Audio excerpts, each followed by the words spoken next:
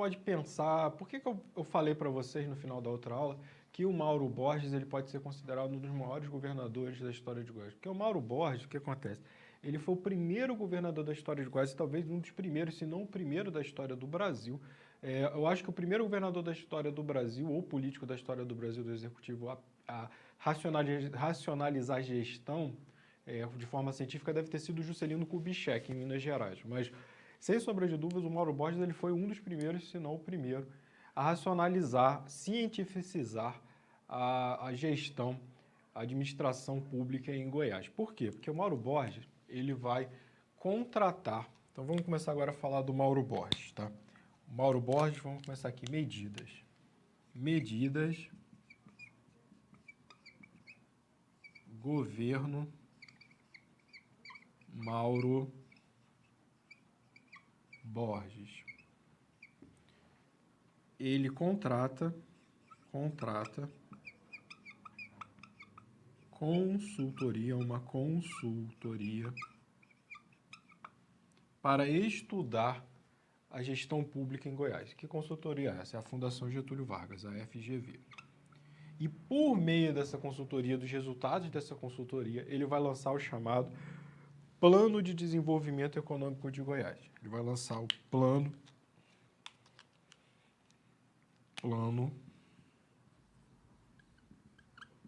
de Desenvolvimento Econômico de Goiás, que tem a sigla de PADEG, tá? PDEG, na verdade, PDEG. Além disso, o que ele vai fazer? Ele vai tomar outras medidas, como, por exemplo, a instalação de kibbutz. Kibbutz. O que são kibbutz? É uma forma de você... São comunidades inspiradas no modelo israelense de desenvolvimento e exploração da terra, tá? Outras coisas que o Mauro Borges vai fazer. Devido a esse plano, várias empresas estatais serão criadas. Quais são essas empresas estatais? A gente pode citar aí a SEMI, a Catelgo, que vai depois se tornar a Telegoiás, a Ipasgo, Metago, Iquego. Então, assim, é muita coisa mesmo que o Mauro Borges ele acaba fazendo por meio da cientificação do planejamento científico da administração em Goiás. Bem, o Mauro Borges, como eu falei para vocês, ele vai acabar sendo derrubado pelo regime militar de 64. E o que vai acontecer? Ele vai simplesmente se dedicar à vida empresarial dele, ligado ao setor imobiliário, tá? Então, assim, vai ser interessante que você também não escuta o Mauro Borges ele sendo acusado de corrupção, tá? Isso é um fato interessante. Assim como você também não escuta falar do período do Ludovico. Então, acaba que na memória coletiva em Goiás, o Mauro Borges acaba sendo um político bem querido pelas pessoas que lembram da época dele, tá? Quem vai substituir o Mauro Borges no governo de Goiás? Vai ser um interventor nomeado pelo presidente da República naquele momento, o general Castelo Branco, chamado Coronel Interventor. Será o chamado Coronel Meira Matos. Tá? Coronel Meira Matos. E aí só depois, a partir de 1966, você começa a ter um governo, porque até então você tinha mudança de governo. Em 1966 você já tem um governo com Otávio Lage, que vai assumir o governo de Goiás, e aí vai ficar até 71, quando ele vai ser substituído pelo Leonino Caiado, e assim por diante. O regime militar em Goiás, ele tem as seguintes características. Então, regime militar. Quais são as características do regime militar para eles em Goiás, né? Incentiva a agricultura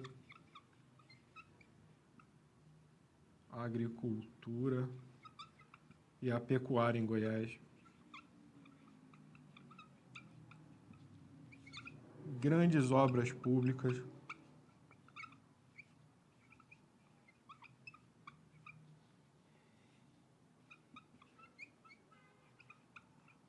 Exemplo. Estádio Serra Dourada.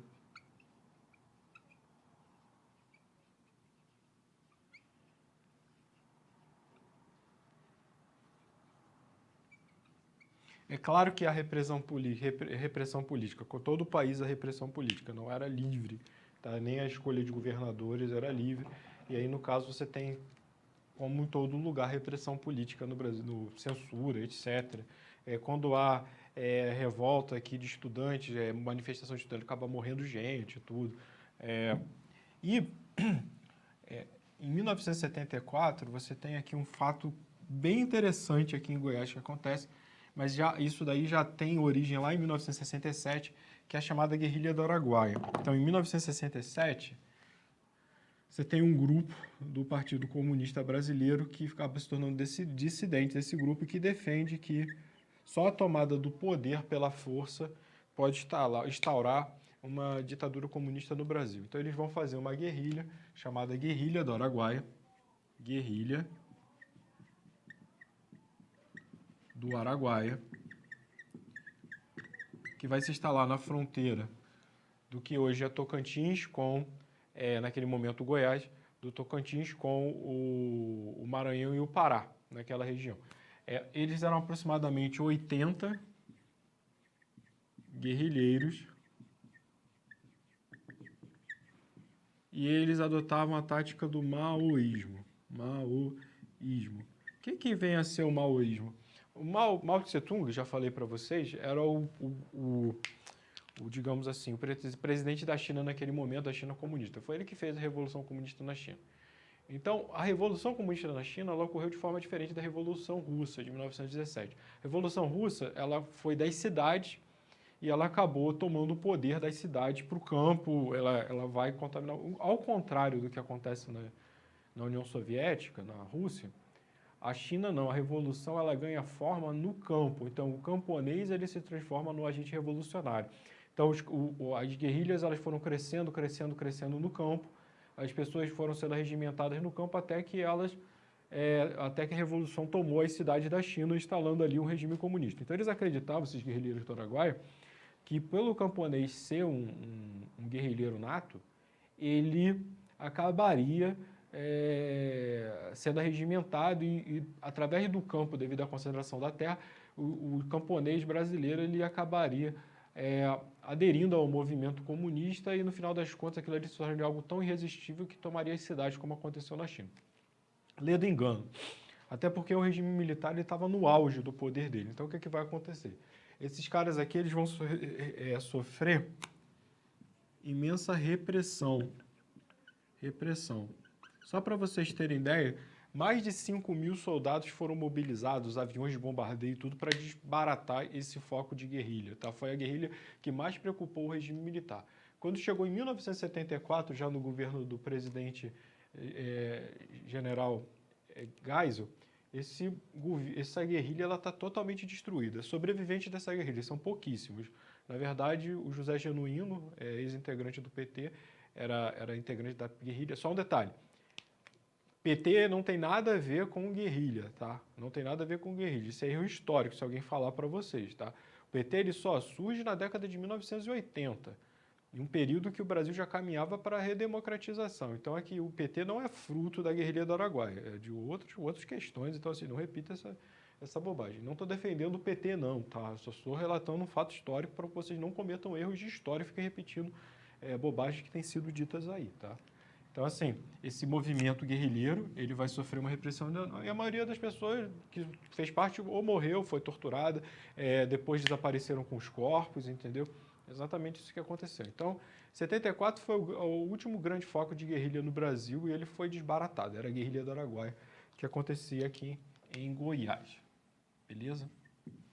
Bem, Falando um pouquinho também do Tocantins. Tocantins. O que acontece? O Tocantins ele era parte de Goiás. Ele sempre foi até 1988, quando aconteceu a Constituição de 88, e aí no dia 1º de janeiro de 1989, o Tocantins ele se torna independente de Goiás oficialmente.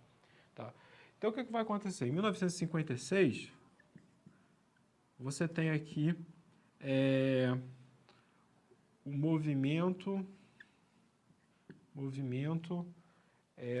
só conferir o nome direitinho. Movimento 1956. Desculpa, 1956 não é movimento, é proclamação.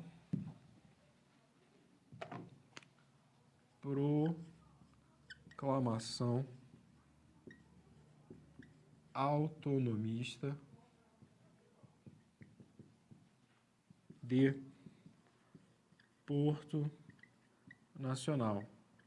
Porto Nacional é um município que hoje se localiza no Tocantins, mas naquele tempo era Goiás, que fica bem no centro do Tocantins. Tá? Então ali você tem todo um movimento que defende a autonomia do Tocantins, ali aquela briga que já vem desde o século XIX pela autonomia do Tocantins em relação a Goiás, e aí não surte efeito, mas só mostra que você tem centenas de pessoas, milhares de pessoas indo para a rua defendendo a autonomia e tal. Então é um momento também. E em 1986, durante o governo Sarney, o Sarney ele veta a separação do Tocantins de Goiás. Por que o Sarney veta? Na verdade, o Sarney argumentava que isso era um assunto que deveria ser discutido pela Assembleia Constituinte, da Constituição de 1988, e ele defendia também o seguinte, que, segundo a visão dele, né, talvez o Tocantins ele pudesse, se ele começar a se desenvolver, isso é o que conta, né, acabar atrapalhando no desenvolvimento do Maranhão, porque investimentos que iriam para o Maranhão acabariam parando no Tocantins, tá? E o que ele argumentava mesmo era que, na verdade, ele era contra a separação porque ele dizia que isso só ia aumentar as disparidades econômicas entre Tocantins e Goiás. Tá bom? Então, acabou que o Tocantins isso vai ser levado para a Assembleia Constituinte e vai ser a Constituição de 1988 que finalmente vai tornar o Tocantins, a Assembleia Constituinte vai tornar o Tocantins, vai efetivar a separação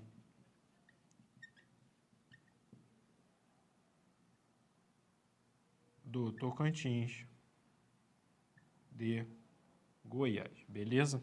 Bem, sobre o Tocantins é isso, eu resolvi fazer essa digamos aqui,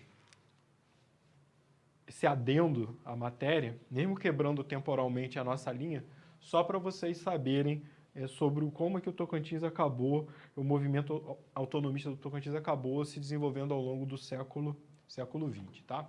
Bem, então continuando, no período militar, acontece o seguinte, acontece a grande transformação do Cerrado. Sobre grandes obras, você ainda tem construção de usinas hidrelétricas na bacia do Paranaíba, você tem também a expansão de rodovias, com asfaltamento de rodovias, aumento da rede elétrica. O regime militar ele tem o mérito de, apesar da repressão política, ele investir muito em infraestrutura, justamente para facilitar o controle do território e também, por que não, o deslocamento das Forças Armadas em caso de emergência, tá? Então você tem construção de transpantaneira, etc., no Centro-Oeste e assim por diante, tá? Bem, o que vai acontecer aqui? Em 1974, você tem o lançamento do chamado PRODESER, que é o Programa de Desenvolvimento do Cerrado, que foi uma parceria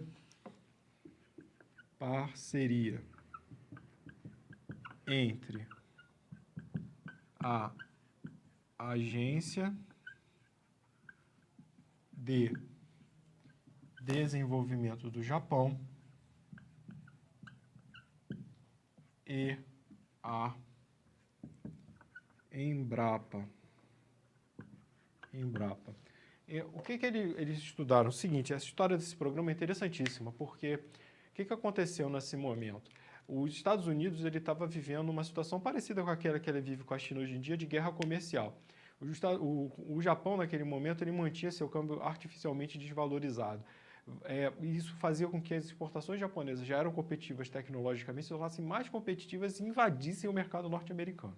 Tá? Então, os Estados Unidos, preocupados com o aumento do déficit, quer dizer, os Estados Unidos importavam muito mais do Japão do que exportava, ele vai impor uma autossanção às exportações dele de soja em relação ao Japão. Como assim? Nós não temos a soja como um produto definitivamente da nossa mesa, ninguém chega, eu vou fazer um churrasco de carne de soja. Eu estou com uma vontade de tomar um leite de soja hoje. Não é bem isso, mas o japonês não. Isso faz parte da mesa, do dia a dia dele, tá? Então, o que acontece? Os japoneses importavam muita soja dos Estados Unidos. Até hoje, o principal exportador de soja do mundo. O Brasil, de vez em quando, vai lá e toma o lugar deles. E aí, o que acontece? O Japão ele impôs essa sanção, impedindo que o Japão comprasse soja em grande quantidade dele. Uma forma de pressionar o Japão para o Japão liberar a flutuação do ien, tá? Para que o ien ficasse mais próximo de $1. E aí, no caso, quanto mais próximo de $1, as exportações dos Estados Unidos ficavam mais competitivas e começariam a entrar em grande quantidade também no Japão. Bem, o que aconteceu? Os japoneses não fizeram o que os Estados Unidos pediram e vieram ao Brasil e falaram, olha, eu sei que vocês têm uma área muito grande, que vocês querem desenvolver a agricultura aí, mas vocês têm problema de solo, se chama cerrado. E qual é o problema? Tem acidez demais. Vamos estudar em parceria, a minha agência de desenvolvimento vai financiar esses estudos com a empresa de vocês, que é a Embrapa, que estuda essa parte também, e vamos ver o que a gente pode fazer. Então, eles chegam ao processo, chegam à conclusão que para você controlar a acidez do cerrado, você precisava jogar cal no cerrado. E esse é o processo chamado calagem. É a partir daqui, desse momento, que o cerrado ele se transforma na grande fazenda do mundo, tá? Então, assim, a partir desse momento, você tem a expansão muito rápida da agricultura de larga escala do agronegócio no cerrado, e isso só vem aumentando. Detalhe, o cerrado é o bioma mais rapidamente devastado da história do Brasil, porque a Mata Atlântica demorou 500 anos para ser devastada. O cerrado, ele demorou basicamente, estamos em 2019, então você bota aí 50 anos para você devastar 70% do cerrado. Se o ritmo continuar do jeito que está, o cerrado vai desaparecer em 2030, só para vocês terem noção do que eu estou falando, tá? E aí, do caso, o Prodecer, ele é o Programa de Desenvolvimento do Cerrado, parceria entre Japão e Brasil, e ele transforma o cerrado por meio do processo de calagem, jogando cal para controlar a acidez do solo do cerrado, na grande fazenda de soja, milho, cana-de-açúcar do mundo, tá? Essa é a grande verdade. Bem, vamos avançando na história. Durante o governo de Leonino Caiado, de 1971 a 1975, você tem a Constituição do Serra Dourada, entre outras outras medidas, né? E o que vai acontecer? Em 1982, você tem eleições para governador, pela primeira vez eleições diretas. O regime militar ainda estava em vigência, só que ele estava em período de abertura. Os militares nunca saíram do poder porque eles foram retirados. Na verdade, eles passaram o bastão para os civis, tá? Isso que aconteceu. E aí, em 1982, você tem as eleições para governador, e aí você tem a eleição do primeiro governador não indicado pelos militares, o governador eleito pelo voto do povo, desde o Mauro Borges, que se chama Iris Rezende. Então, Iris Rezende, ele vai ser o primeiro governador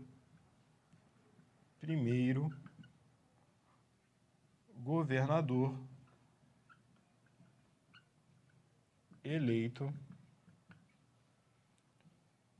pelo voto universal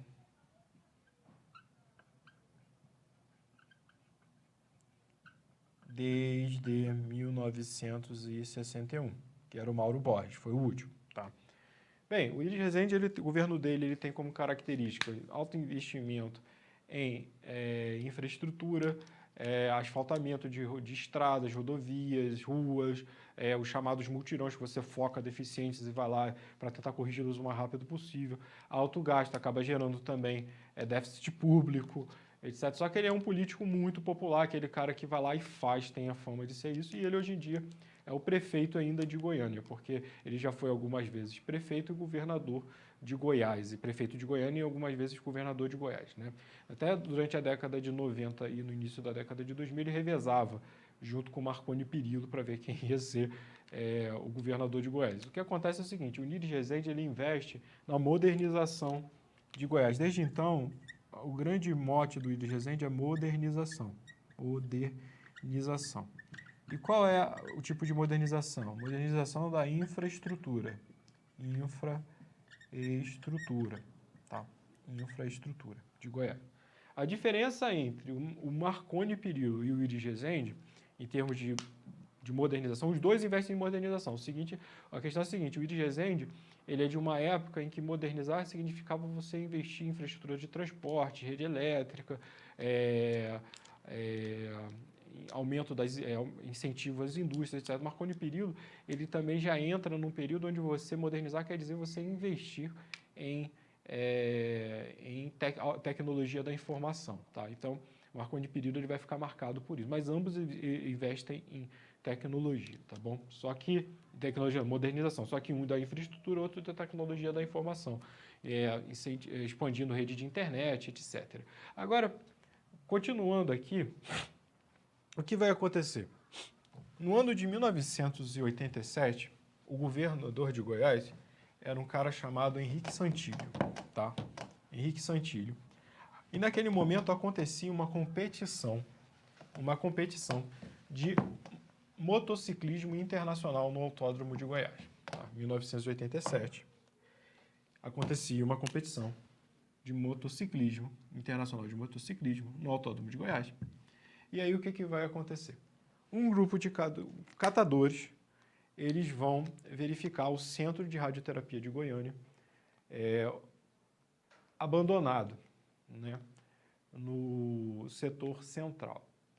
Eles vão entrar no Centro de Radioterapia e vão encontrar um dos equipamentos de radioterapia com uma caixa de chumbo em cima, fazendo parte do equipamento, vão tirar aquela caixa de chumbo dali e vão levar essa caixa de chumbo para um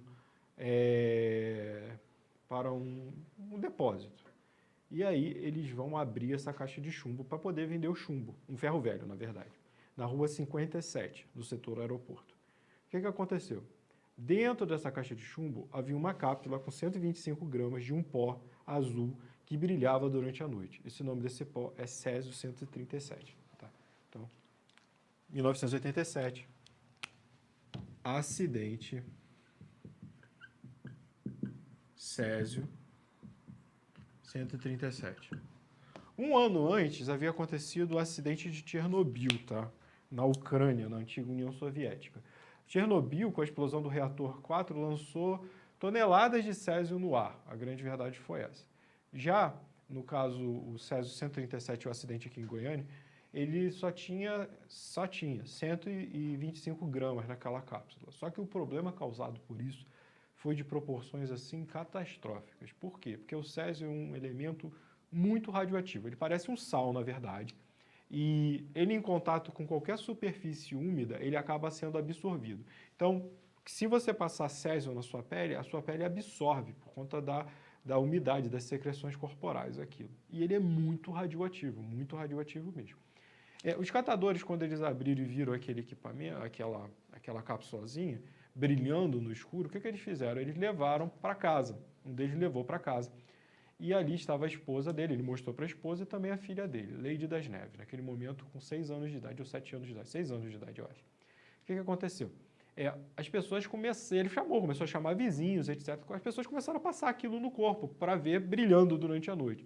E não só isso, no caso da Leide das Neves, a mãe dela fez um ovo e colocou o césio no ovo para ver o ovo brilhando e ela comeu o ovo. Tá?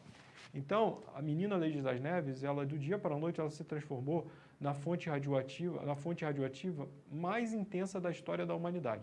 nem pessoas que sofreram com a radiação da bomba de Hiroshima e da bomba de Hiroshima e Nagasaki, elas eram tão radioativas quanto a Lady das Neves. Nem pessoas que sofreram com o acidente de Chernobyl se tornaram tão radioativas quanto a Lady das Neves, porque a Lady das Neves ela engoliu o césio. Tá? E aí, como é que você tira o césio do corpo? Você tem que botar debaixo do chuveiro e deixar a água bater para você tirar o máximo da contaminação. É claro que aquilo ali vai deixar uma série de problemas para vocês, porque a radiação ela começa a comer a sua pele, dependendo do nível, até deixar os ossos de fora. Tá? Mas e no caso dela, que ela engoliu. Tá? E aí, um mês depois, a Lady das Neves já tinha morrido no Hospital Naval Marcílio Dias, no Rio de Janeiro. Qual é o resultado disso daí? Bem, o acidente do césio ele é considerado o pior acidente radioativo,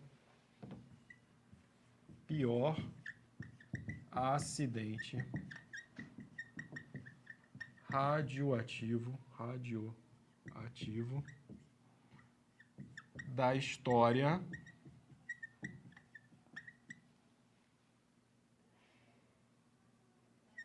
sem ser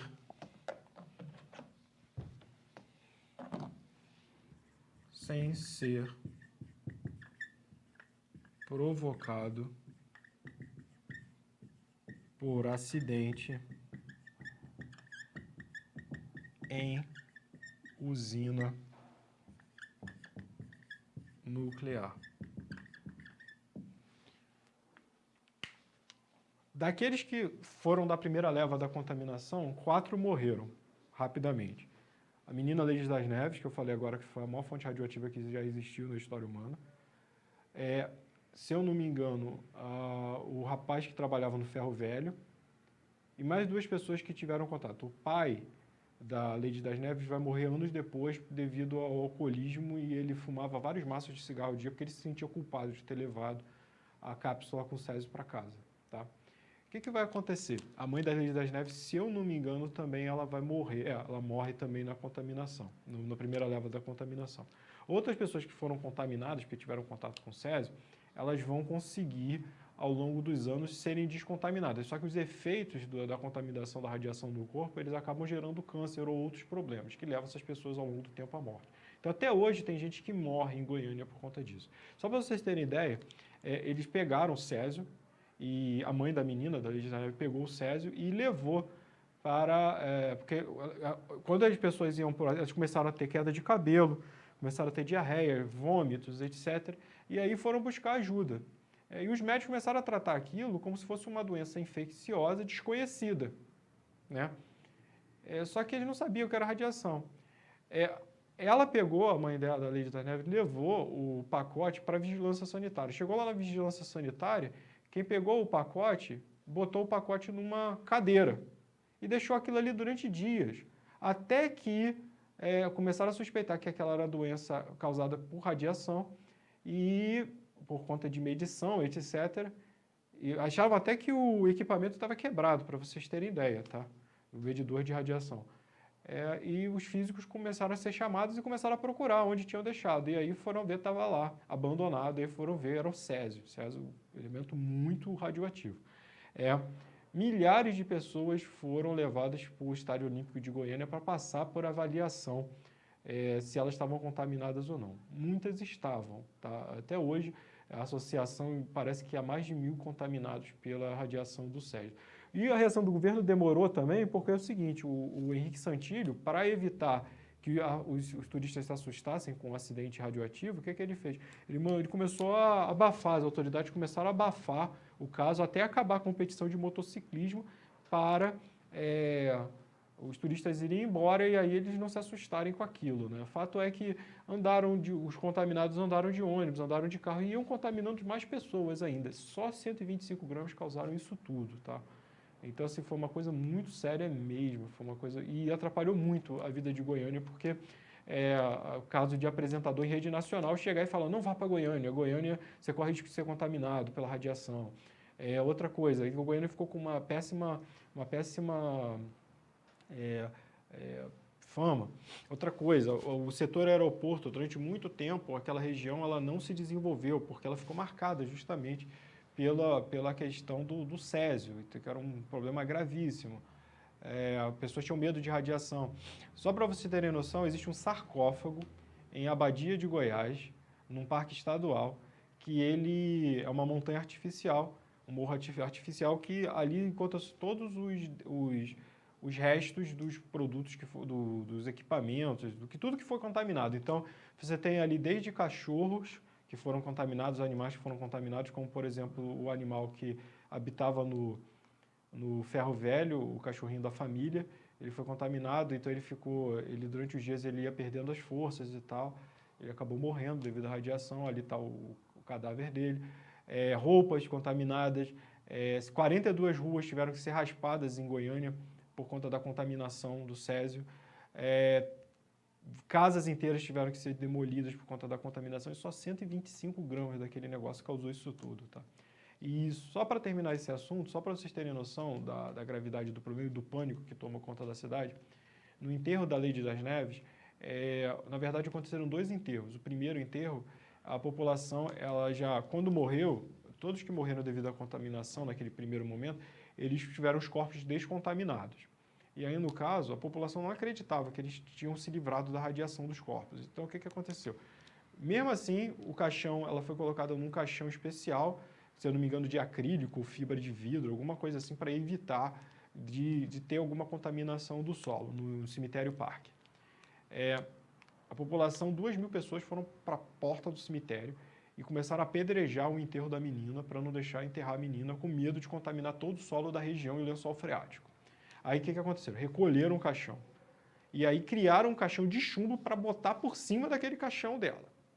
E aí, com uma grua, um guindaste, colocaram o sarcófago da menina dentro da tumba e cobriram com concreto. Então, ela, além de ter o acrílico lá e ela ter o chumbo, ainda tem concreto para isolar o corpo da menina. E assim foi feito com todos os outros contaminados, que estão no cemitério parque, um do lado do outro, tá? Então, assim, são tumbas diferentes. O que eles fizeram? Colocaram também coqueiros para dizer que o solo não estava contaminado ao ponto, aliás, não havia contaminação ali mais, então, assim, se houvesse, não cresceria nenhum tipo de árvore ali, tipo de planta, tá? Fato é o seguinte, Goiânia demorou muito tempo para se livrar dessa fama por conta do acidente do césio. O setor aeroporto ele ficou durante muito tempo. Só a partir dos anos 2000, com a reforma urbanística daquela área, com incentivo, aquilo dali começou a se livrar. Mas o terreno do ferro velho, até hoje ele está lá. Ele é todo concretado, nada foi construído em cima dele, tá? Ele foi já limpo e tal. Ainda pode ser, inclusive, visitado, onde aconteceu o acidente do césio. Tudo bem? Bem, e aí, pessoal, a gente chega ao final do século XX da história de Goiás, tá bom? Eu espero que você tenha gostado desse trecho da aula.